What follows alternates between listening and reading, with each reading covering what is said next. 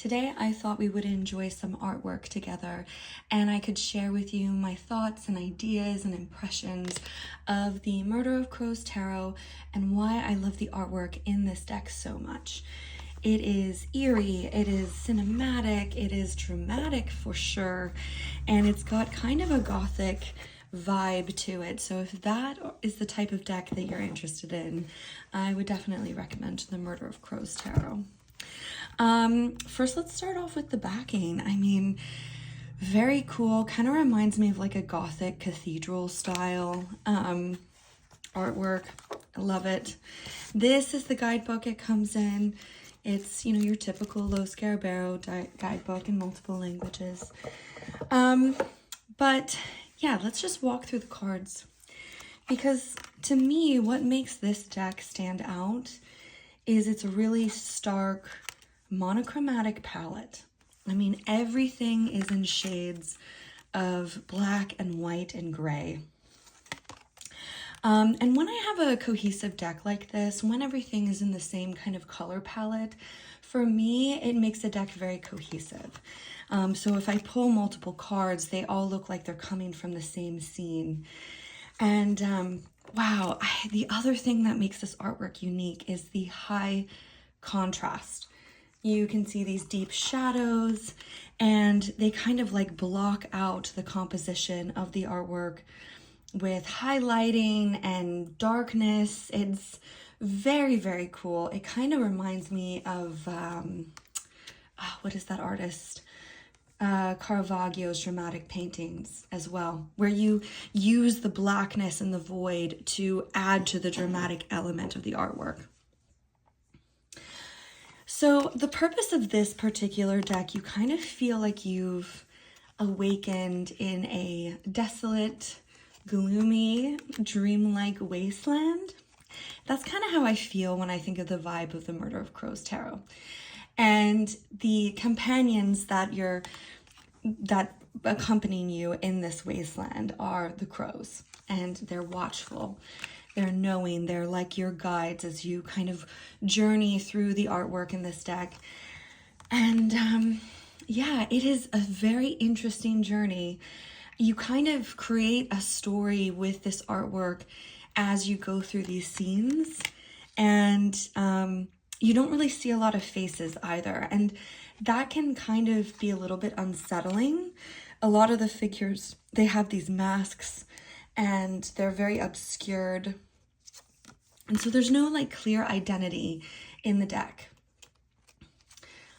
It kind of disorients you a little bit. Like here's an example close up. You see, you can't really tell any of the figures, any of the viewpoints in the deck, any of the people. They're all very anonymous. If I had to summarize what I think are maybe the art influences in this style, I would say definitely Gothic. It reminds me of my Gustave Doré deck, which I'll share with you guys. It's also very high contrast, black and white visuals, very striking, very dark romanticism. It reminds me of the painting by Caspar David Friedrich, The Abbey in the Oakwood, which I'll put in here. And there's like abandoned ruins, skeletal trees, and they're all looming under this gray, foreboding sky. So similar in the sense the Murder of Crows Tarot is about the sublime, the beauty and the terror of the scenes, the feeling of darkness and gray and obscurity in this wasteland that you're exploring. It's very interesting. It almost gives like a film noir influence. Like any of these scenes could be from a silent horror movie, right? Like something looming in the shadows. I mean, look at this Eight of Swords here. I mean, doesn't that look like it could be right out of a dark film noir? Absolutely. So what I love about this deck, besides the composition being fascinating, it's very bold. The black and white negative spaces definitely make it very cinematic and Gothic. I do feel like when you use this deck, it kind of plays with the concept of the unknown. You know, here we are, we're traveling in this unknown landscape, we're meeting these strangers, we have these crows that are guiding us and kind of following us on this very dramatic, intense journey. There's also like this sense of messages of the underworld. When I think of crows, it kind of reminds me of Norse myth, right? I mean, Odin had two crows that were his soul guides or soul spirits. I'm not quite sure what the correct term is, but in Norse mythology, Odin had two crows. They were named Hugin and Munin. I don't know if I'm pronouncing that correctly. Apologies. But he had these ravens that would accompany him basically beyond the veil. And so crows and ravens have deep like spiritual and mythological context. And I think the Murder of Crows tarot definitely leans into that as well.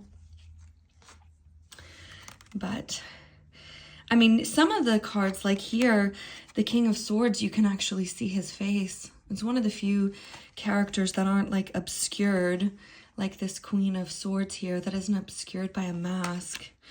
This mask, here's another one. It's like a plague doctor mask, I believe, from the medieval periods. And from what I can recall, they used to put like herbs in the beaks of the masks to protect them from the plague or protect them from evil spirits, or you know, just keep them safe as they wandered the streets and went to places where people were sick or dying.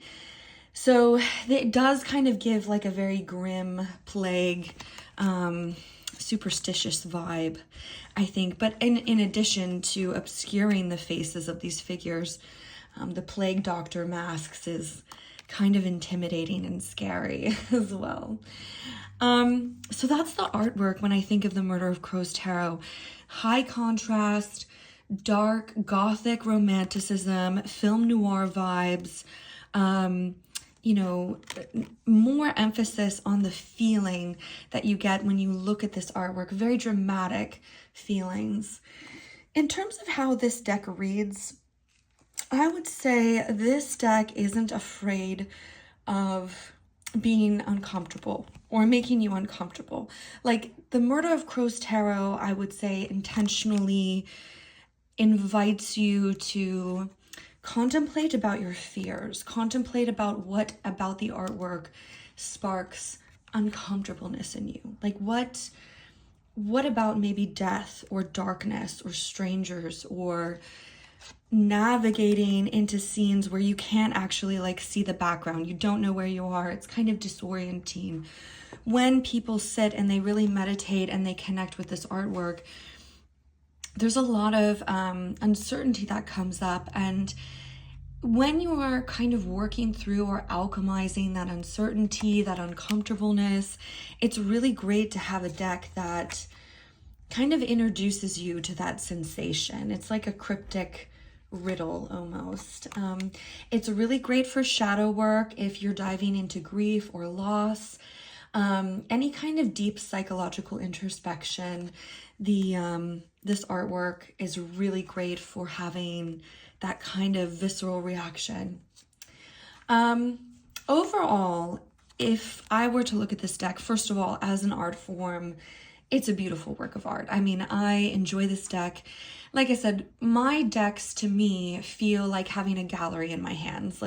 And when I take the deck out and I enjoy the artwork, it is just stunning visualizations. I love to admire the artistry and the intention of the craft that has gone into these works of art, these illustrations. So just on a visual level, I absolutely love it. As a tool of tarot, I feel like this accomplishes a lot of great things in terms of accessing the liminal, the dreamlike, the psychological. It definitely requires some intuition, but it's not a difficult deck to read with. So who would I recommend this deck to? Anyone who loves Gothic literature, anyone who's into dark mythology, anyone who enjoys a deck that might make you uncomfortable or introduce you to the shadow, the unknown. It is a deck that invites you to wander in the scene. So when I personally use this deck, I pull multiple cards. I pull multiple cards because they tell more of an illustrative story, and you want to kind of see the cards as a picture that you're walking through or a journey that you're going into. That's kind of the intention behind this deck. Yeah, it is so beautiful. And I love the high contrast. It is visually stunning. It works great as a deck. And yeah, it's just really, really well done. The cardstock is pretty high quality. You know, it's pretty firm. It has a little bit of a shine, but nothing obnoxious. So I really enjoy using this deck, and it just looks stunning start to finish. I would absolutely recommend this deck if you are someone wanting to kind of add a little bit of poetic language into your collection. You want something that's a little bit different.